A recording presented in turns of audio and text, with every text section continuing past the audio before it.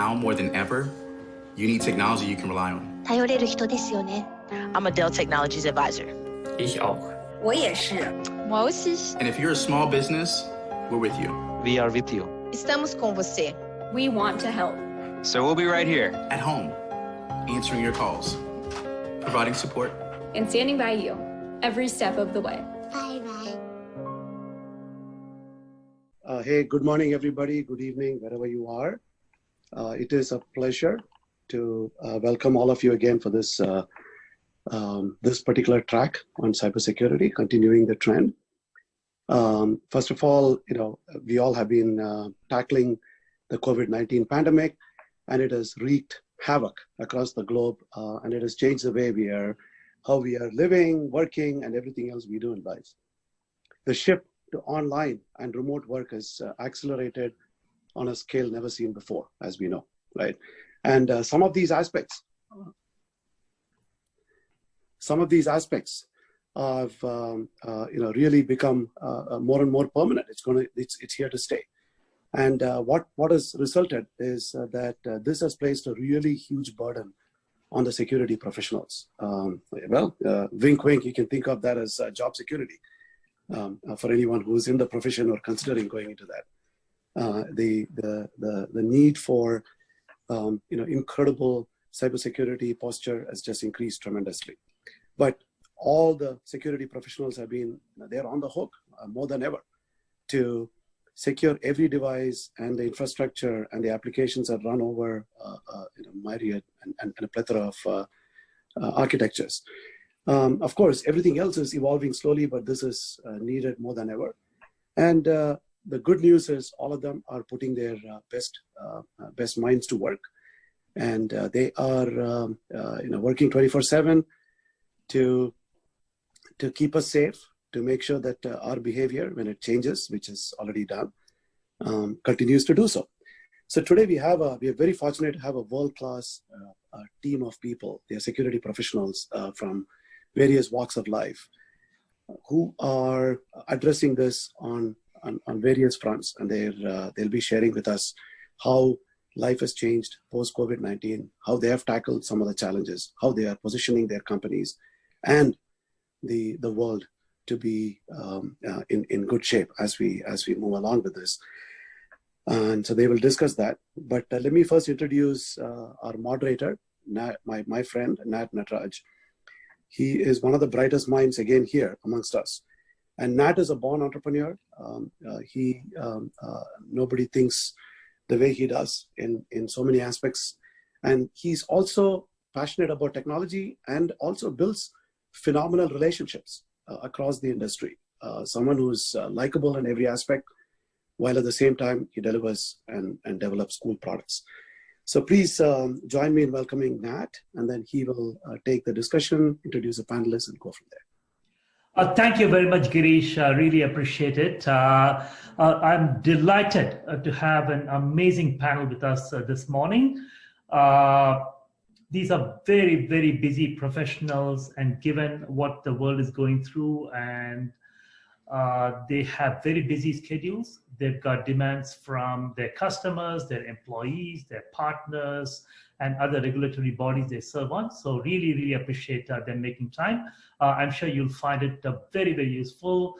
And every one of them will be able to give you a perspective of the challenges they're facing, their customers are facing, on if a CISO's job was tough, which it is, to start from protecting data centers, user devices, now to protecting Wi-Fi access points, thermodoubt ovens, Nest cameras, and Angry Bird, laptop, tablet applications. So the problem just went up 100%, right? And so the panel, let me give you, again, these are very distinguished people. If you do Google search on their names, you'll get tons and tons of hits. So I'll give you not their kind of public persona, but I'll give you a little bit of their something very unique and interesting about them. So Edna Conway, she's ex-Cisco lead executive. She went to now at Microsoft, leads Azure Security, And since has an epicenter in the Bay Area, we take it a little bit personally that she left a Bay Area giant to go to a Seattle giant. But I'm very pleased that she also went to University of Virginia, where I went. So Edna, welcome. And we have Dr. Durga Prasad Dubey, who's a CISO for one of the largest companies in the world, Reliance Industries. He's based in Mumbai. Pleased to have him on board. And something notable and noteworthy about him is that he recently got his PhD. And it's quite amazing to see. He's been a lifelong learner. You can talk to him about public key cryptography, and very, very deeply technical person, just a very engaging person. Dr. Gerard Eschelbach, to keep with the trend of PhDs, he was till recently, he was the head of security at Google. Again, you can talk to him about elliptic cryptography, but he really, if you want to win his heart, you need to talk about bees. He lives in my town, Cupertino, and he's a beekeeper. Golan Ben-Oni is a CISO of IDT Telecom, a very, very successful company. They recently sold off one of the business units to Verizon for $5 billion. And he gets featured in Wall Street Journal, New York Times, talks about nation state attackers, just an amazing person. Robert Rodriguez is the managing director of Cynet. Think about Cynet as the LinkedIn for the security community. He was a US Secret Service leader, and he was a part of the presidential protection programs for 3 presidents, Reagan, Bush, Clinton, and he advises governments worldwide. Thank you very much, Robert. Val Mukherjee. Val Mukherjee is the EY cybersecurity partner, which is his day job, but he runs a Cyber Future Foundation. He's very passionate about it, and he is the closest to Davos I'll ever get to. He chairs the cybersecurity panel at Davos in Switzerland, and where he brings together world leaders. So I'm extremely pleased. We've got an amazing panel. And again, this is all about you, the audience, and the panelists will give you some enormous words of wisdom and the thought points. Let's start with Edna. Let's start. So Edna, as one of the top leading cloud providers, Azure, and you are got an enormous responsibility because Azure powers probably 80% of the global leading organizations. What are the things which you think about as you think about providing a secure service, which in turn provides an amazing capability to your customers? So thanks. I'm delighted to be here with all of you today. And I think I'd start by answering that question saying we need to change our mindset on how we're thinking, and we need to think about this architecturally. So I'm driving an architectural approach to Azure's resilience right down at the hardware, systems, and infrastructure level. And so we have 2 pillars where we're driving security as well as resilience, and thinking about it not only comprehensively, but actually beginning to customize the nature of what we expect of ourselves, as well as our third parties, based on the nature of the activity, technology, or service that is provided or generated. And so this is a way to begin thinking about the right security in the right place at the right time, rather than a monolithic approach, which is where we need to go. The other thing that I've had the privilege of chatting with some of you about is I think we have entered into the next stage of the platform economy. And if you look at cloud, cloud becomes the foundation of the platform economy. What that means is that for all of our customers and all of the third-party ecosystem members who join us in delivering the capacity and elegance that is Azure and other clouds, we need to start to look for what I'm calling Indicia of Trust. What are those pieces of empirical data that will give you the evidence that you need to say this is something that is trustworthy? And so start to think of it with mathematical empirical data, but looking at it at the platform level rather than individual pieces of security. And just because it's fun to give you, Azure over the last couple of months has seen a 1,000% increase in demand. And the other, I wrote down some statistics because some of these, scared even me. We've had a 40x increase in peak traffic growth, but here's what's really interesting. We've had a 50% increase in DDoS attacks coming at us. So what we're seeing in the COVID environment is folks are taking advantage. Thank you, Edna. Thanks for taking the bullets from some of us and framing it well. Dubeji, I call him Dubeji, I call him Dr. Dube, very a scholar and a gentleman. Dube, do you want to add any commentary? You are one of the largest Microsoft customers, given the number of employees. So would love to hear your commentary.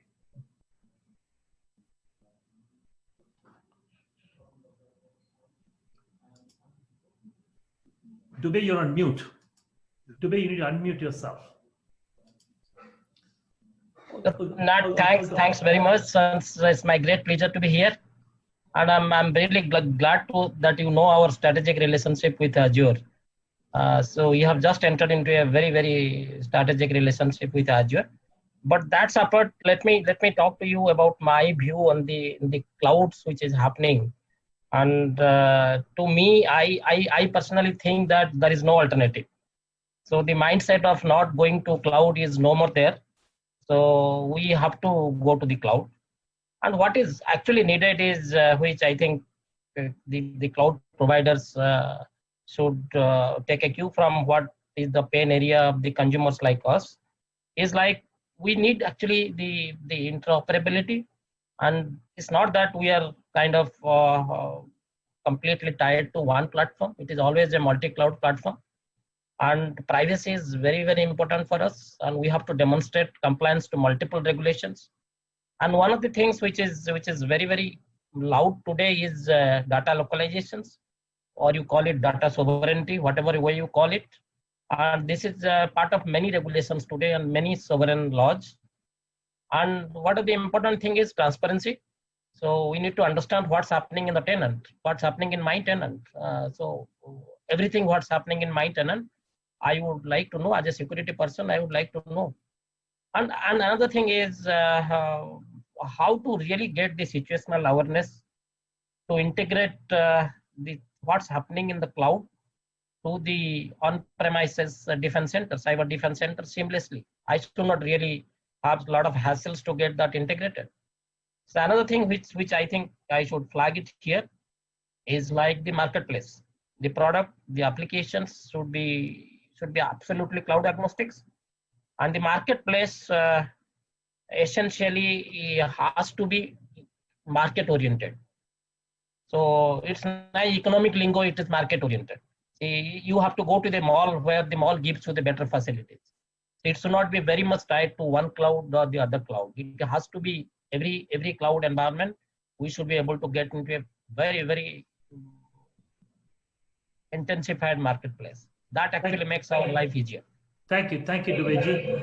Dr. Eshelbach, again, having led an amazing large cloud company, would love to get your perspectives. Yes, of course, and thank you for the opportunity to be here this morning as well. While my colleagues have already addressed some of the growth and extension of cloud, I want to address something kind of different in the light of COVID, because I think COVID has also brought a substantial change of how we work. And many companies now suddenly are forced to have all their employees working from their homes. Of course, what that means is really connecting all those home networks into corporate. And you can imagine now, of course, using technologies that we have been used over the years, like VPNs, what that really means. I mean, that's just asking for problems and for major security incidents to be happening. So what we see in front of us here, while companies are shifting to the work from home model, is that the VPN as a technology is breaking down and it's not sustaining and it's not scaling anymore. So we have to look for kind of what's the next architecture. And fortunately, I was part of the team at Google in the last 5 years where we were building what's called the zero trust security model. It essentially means you don't implicitly connect all the networks together and hope everything will be fine, but you essentially put the burden on the devices itself to authenticate each other and connect with each other. And that's really what's called also a zero trust security model, or as Google published in 2009, the paper on Beyond Corp, which really lays the foundation for that architectural model of remote access, which we need today. So fortunately, technology has evolved over those past 10 years and is available today. There's many startups active in that space as well. So this technology is not only available to Google, but there's also many startups out there that provide this type of technology today for corporations to employ. And fundamentally, the idea is to not just connect networks together, but to have every individual device requiring itself to identify itself and authenticate itself at the server. And so that's a very powerful architecture that's sustaining, and I'm happy to be part of that kind of movement early on there. Thank you very much, Gerard. Really, a number of us have to thank our leaders like Microsoft, Google for literally making the world a better place in the cyber world. Thank you very much. So let's let's elevate the discussion from companies and individual to countries, right? And no better person than Robert Rodriguez. As I mentioned to you, Robert advises to pretty much all the top heads of cybersecurity in most countries. So Robert, perhaps you can give us a global perspective about how defense intelligence organizations in different countries are worrying about it, thinking about this. Yeah. Good morning, good afternoon, and good evening to everyone, and Garesh, and that honored to be here. Thank you. So at SciNet, we connect that ecosystem of the entrepreneur, which is venture capital, government, policy, industry, CISOs, investment bankers, academia. And because of that, with our travels to Australia, to Europe, to Canada, as we host different events, we experience different cultures and different approaches. I think my experience has been that the United States has been the most mature in terms of their information sharing, their early adoption of innovative solutions, a little bit of the risk taking. And I think the digital transformation journey in America has been obviously accelerated by COVID and the work from home and moving to Microsoft 365, et cetera, where other countries have been more risk adverse in their adoption of innovation and digital transformation, which has been a little bit slow for them and somewhat painful if they weren't on that journey before COVID in terms of securing their environment.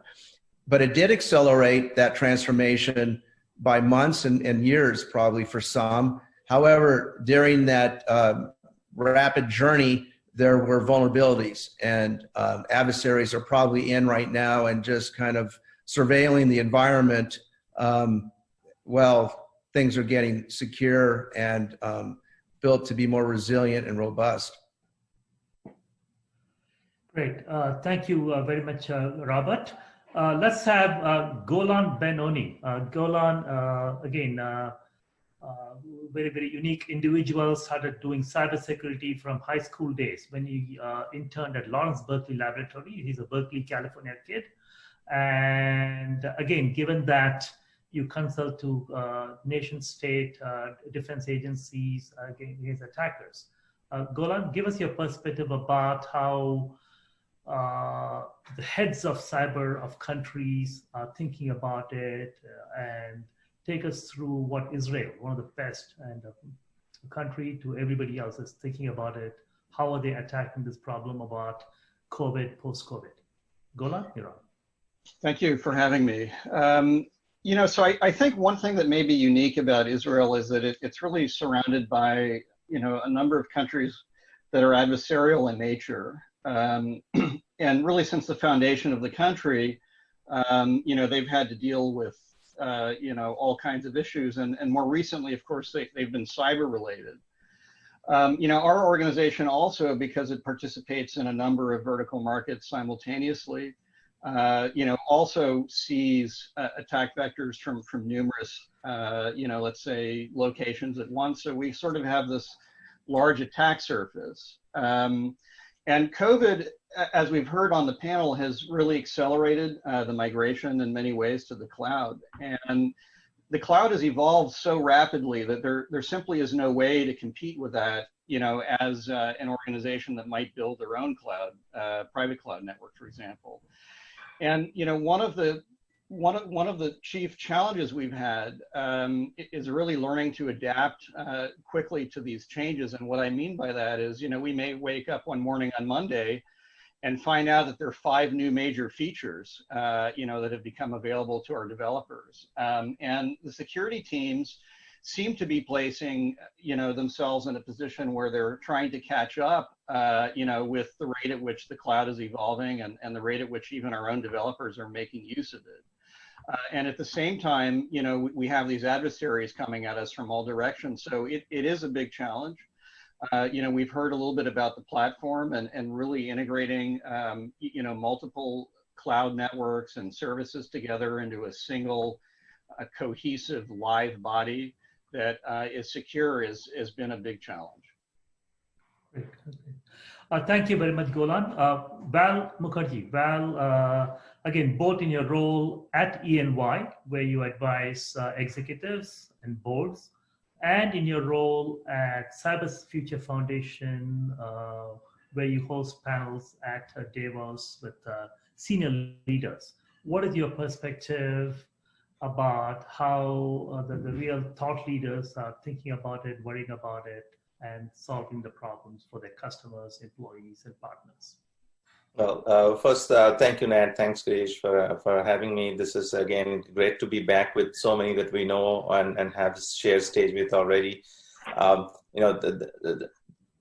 Probably the first answer or first response to your question is, look who we have to go to when nobody had a playbook for this kind of a pandemic crisis.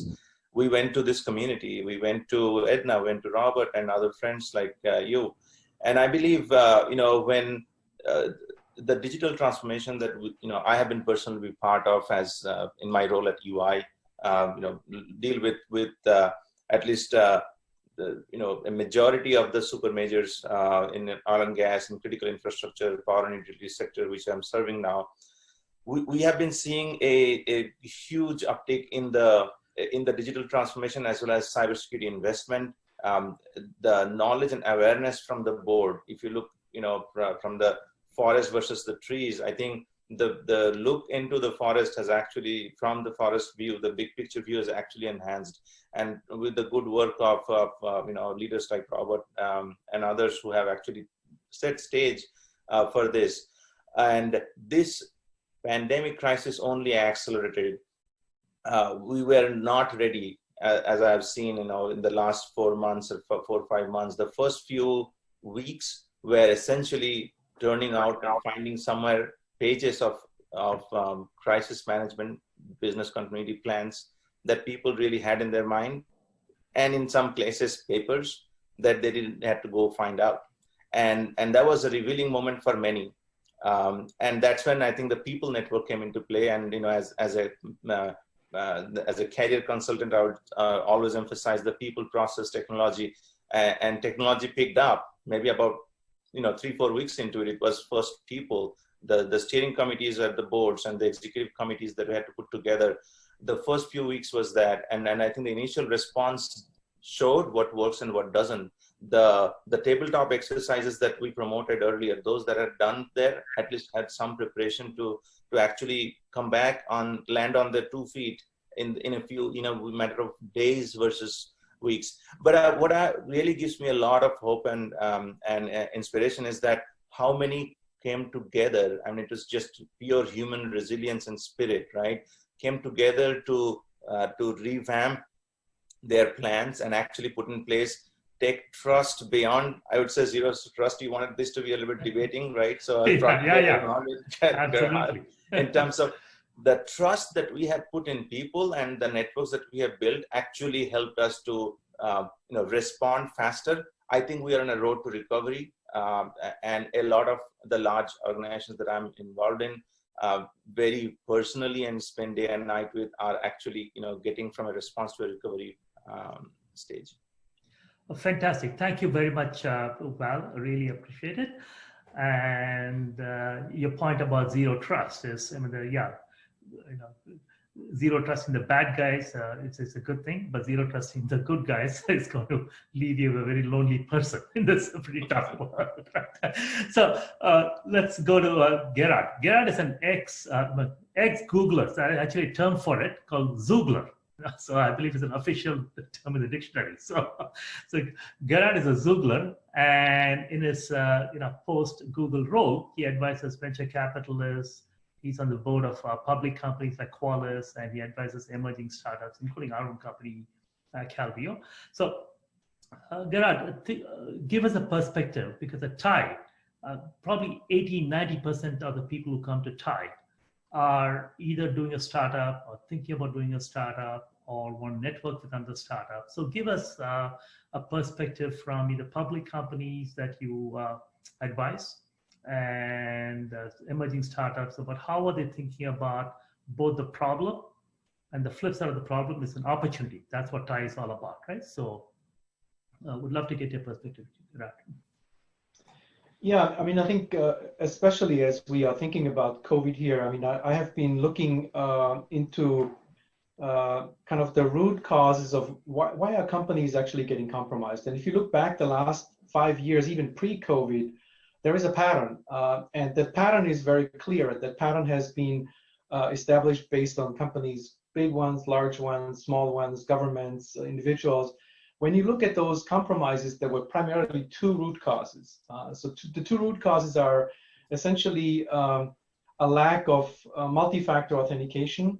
So multi-factor authentication is truly the #1 kind of requirement that I think everybody should be looking as a minimum requirement. And the second big item was a vulnerability management process in place to manage your vulnerabilities timely and reliably and within the service levels. And to me, those are the two primary drivers that were a problem pre-COVID. While nothing has changed, those are still the issues today that I think people need to attend to. So if you ask me, what are some of the minimum requirements that people need to attend to from a security perspective, those are the two. If you take care of those two, you have taken care of a lot of the other things. But if you look at some of the changes, of course, that we are seeing based on COVID and others now looking forward, I do expect that there's going to be a lot more partnerships that are going to be in place with technology that you're partnering in or partners with. So security of those third parties becomes really critical. And as a CISO, I know this is a really tough job, and I have some experience in that at Google, where we had like hundreds and thousands of third parties that we had to assess from a security perspective. Well, how are you going to scale that operation in your organization to be confident to tell your board that those partners that you're partnering with actually have the same level or better security in place than yourself? So to me, that's one of the big challenges ahead. And if I would be a founder of a company, that's probably where I would be investing my money today. Great, Gerard. Robert, again, let me put in a plug for Robert and Cynet, the organization. He brings together VCs, entrepreneurs, large company executives, and he advises venture capitalists. So, Robert, given your role at Cynet, so any TiE audience, if you want to know more, if you want to get plugged into cybersecurity, go attend a Cynet conference. So, Robert, what are the kinds of things companies, startups, mature companies, what are they talking to you about? What is the perspective you can share with the audience? Yeah.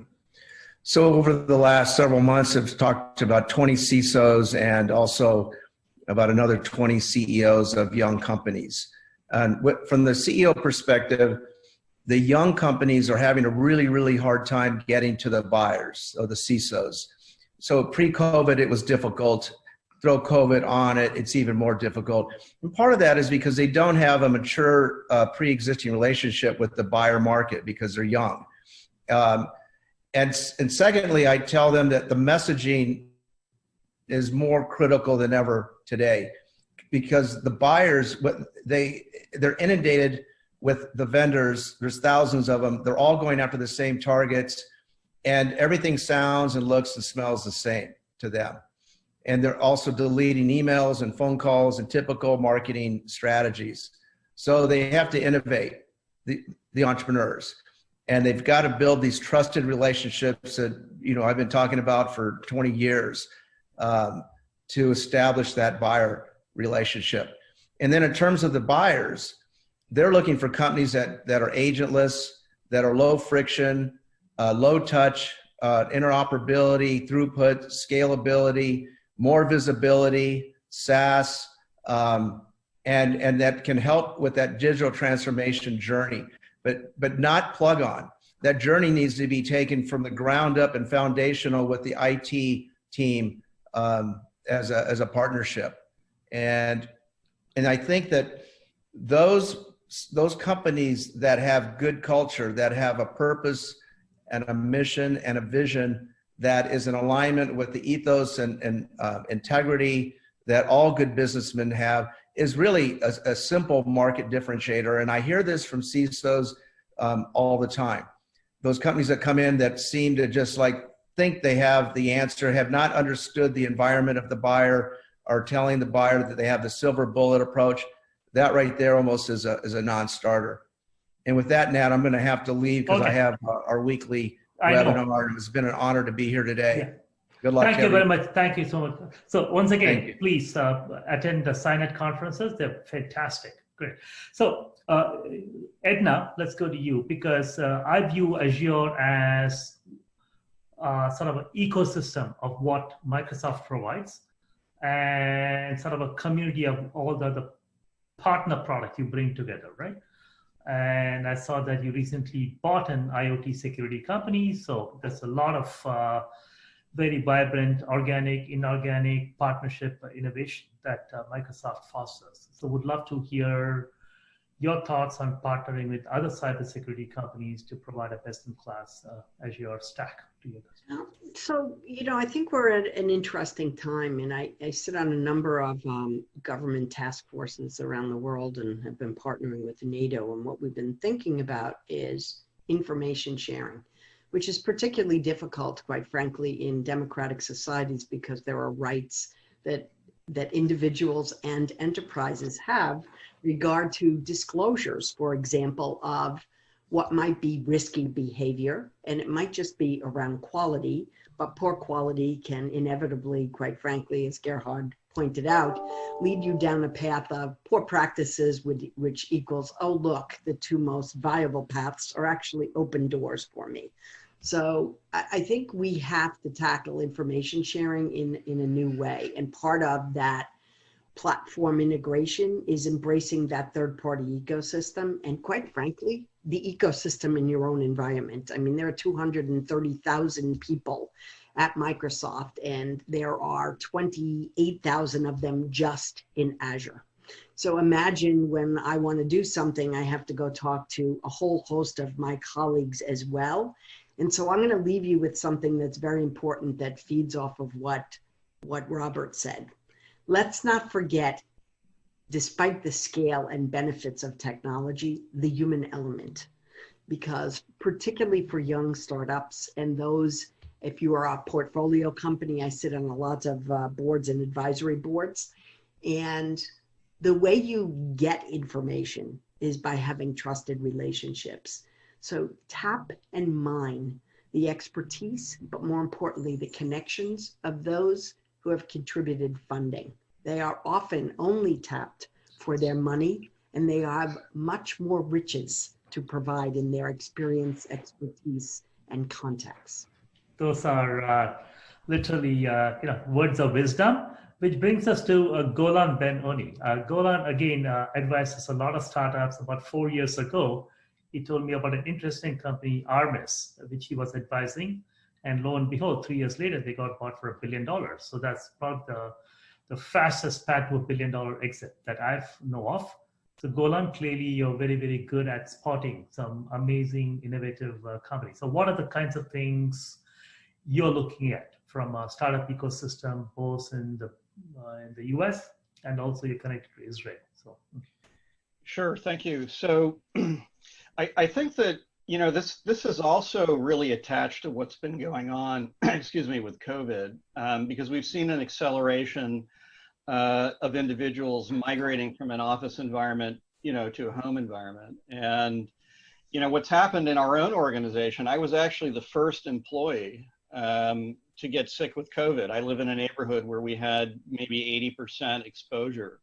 And, you know, the moment that I mentioned this to our human resources division, they made a collective decision to shut down, you know, the building. So we had, in that one case, about 600 employees that quickly went home. And one of the things that we've been thinking about over the last 4 years really is how is, what is the implication of IoT to the security of the environment? And, you know, we kind of had a number of these challenges coming together at once, right? We had a rapid acceleration and onboarding of equipment that wasn't utilized for enterprise settings. So effectively, we had to take BYOD devices, create them, you know, bring them closer to the corporate standard. But once we did that, we had a, you know, second challenge, which is what do we do with all the IoT devices, you know, that are sort of part of these home networks. So one of the areas that we're looking at right now, you know, unlike in an enterprise environment where you may be able to stand up sensors and really look for the presence of wireless devices, whether they're, you know, on Zigbee networks or Bluetooth networks or Wi-Fi networks, assess them sort of for their, you know, security implications. And, you know, one of the main concerns that we have obviously is if a device hasn't been designed for use in an organization that may have, you know, Sarbanes-Oxley or PCI requirements, then they may never have been assessed from a security perspective. They may not be getting normal patches. So, you know, identifying, you know, that kind of equipment in the environment in a home setting is something that's very new. And that's something that we're looking at right now is how to secure home environments. Great, great, thank you. We are sort of reaching the tail end of the talk, of the panel, but this is perhaps the most important thing because each one of this could translate into $1 million idea, $1 million investment thesis. So rapid fire, right? If you had a sort of try and let's keep it to a minute and a half. If you had one piece of advice for a startup, one piece of new cybersecurity company you would start, or one company you want to you would invest in, clearly. All of us missed the boat on CrowdStrike. It was doubled in the last, you know, 3 months, but Zscaler, as the case might be. So would love to get your thoughts on what is the kind of, let's start with the Dubeji. So what is $1 million if you had to write your own personal check, right? Or from your boss who just turned the 10th largest, you know, the richest person in the world, Ambani. so yeah. Very difficult to get something from his purse, but for sure, I'm passionate about certain things, like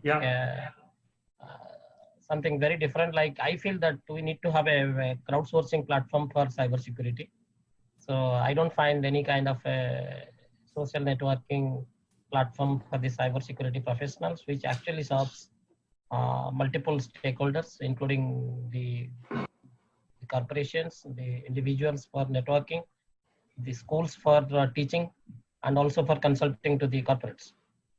So it could be a fantastic thing because today, if you look at and talk to any kind of CISO, I in fact, if I look at a young person and he talks about security language, I tend to hire him because I don't find people in the marketplace to hire. So that's something which I feel is pretty much required to have such kind of a crowdsourcing platform. That's about me building or help building that kind of a platform. But if you want me to invest in certain things or really be bullish on certain products or solutions which is there today in the market, something which really attracts me very much is some kind of an attack simulation platform. Okay. So this is something which I feel, I'm sorry, I'm not making it a... No. I mean, this is this is what TiE is all about, right? Yeah, so that's something which I feel that has a good market because it really gives the outcome immediately. So the breach simulation platform is really very good. Great. Thank you very much. So TiE listeners, here's your next cybersecurity startup business idea. So reach out to Dubeji, he will give you more ideas. Okay, Dr. Gerard Eschelpack, the two doctors. I'm really feeling pretty dumb here today. So. Well, I already mentioned zero trust security and zero trust network. So this is clearly an area I'm super passionate about, and I think is a tremendous opportunity for the future as we are changing corporate networks and architectures. But I think there's another one that I think is important to mention here in this context. As we are continuously more and more falling under various regulations and the regulatory requirements become continuously more intense and more stringent and whatnot there. And I've seen this in Google and other places. I think we need to think about how we can automate some of their functions, or some of those functions more. How can we provide tools that provide more automated mechanisms? It's all superhuman intensive today, and those departments cannot continue to grow like they have been in the past. I think we need to think about companies, and I'm looking into this specifically at the moment, into companies that are specifically looking into the whole GRC space, governance, risk compliance. I think is a huge opportunity for the future. So I would be investing some money for companies that would be coming forward here. Fantastic. Okay, we'll take. Okay, anybody wants a check? Call Gerard. Okay, Edna, you're on. Edna, it looks like. There we go. Sorry, Yeah. I wasn't quite off mute. Yeah. I think three things, to be honest with you, for me. One's very basic. I'd still, and I put money in, still basic asset visibility and control, period. We forget about it. It's often forgotten. Yeah. We haven't innovated there in quite some time, number one. Number two, I'm looking at anybody who has a capability to mine and detect AI deviations, because there's been an infection at a level that actually causes the AI decision-making to be altered. And that's relatively nascent at the moment. And the third thing is I'm always looking at third-party risk management. I have lived there for the last 30 years and I will never let go, because last time I looked, we are more dependent on our third-party ecosystem today than ever before. Great, thank you, Edna. So let's go to Val. Yeah, no, I'll just follow up on what Edna mentioned, and I have a long list, but I'll tell you, we just spoke last week, Edna and I, about this third-party risk and supply chain security. How can we ensure that large organizations just don't have everything under control. They depend on thousands of third parties, if not hundreds at least, right? So how can you ensure the trust is maintained, and the actual concept that Dr. Gerhard meant, about zero trust in the devices, because this is not in human scale anymore, right? If I had to throw in something, I would say the most important part, another part is privacy. I mean, all the data that's out there right now and exchanging with visual conversations and everything, I think that we really need some really good innovation around privacy. And thirdly, I would say everything is now AI and ML, right? So basically the not only the security and compliance part of it, but also ethics in AI, and how can you actually have the data sets be true to one's intent. So I mean, these are the three areas. I think if they have not caught on fire, they will win. That's fantastic. That's very, very important. The data and the data governance, provenance, and ethics is a big problem. Golan. So I like to think of security in terms of it really being a people problem, not a technological problem. Of course, we have technological problems, but I think one of our biggest issues is that we simply don't have enough people in the field to answer the call. So where I'm personally interested in investing time is in really building powerful educational networks, to train the next generation of students. In fact, we've started a university in our building. It's an accredited university. It is just doing cyber. Wow. And we're taking, sort of the events that have happened in our 6 different organizations and putting them into a cyber range, so to say, to allow the students to test the skills against some real world attack vectors. And I'd like to see this thing sort of pop up everywhere so that, we can add 1 million people into the workforce. I think that's really critical. That's fantastic, Golan. So we don't need foot soldiers, we need cyber engineers. Fantastic. Okay. Again, I'd like to have Girish. would love to have Girish. We are a very, very engaging panel, immensely great ideas, much appreciated. And we've got these 5 startups. So, tirelessness, yeah, go ahead. Yeah. Thank you, Nat. Hey, first of all, thank you, all of you, Edna, Gerhard, Val, Durga, Golan, and also Robert and Nat in bringing these discussions. So key takeaways, the way I see it, number one, the future is bright for security professionals. Whether you're in the job market or you're starting a company, you want checks, you want advice, I think it's just incredibly bright. So everybody's listeners, we encourage you to go, pursue any ambitions you have, number one.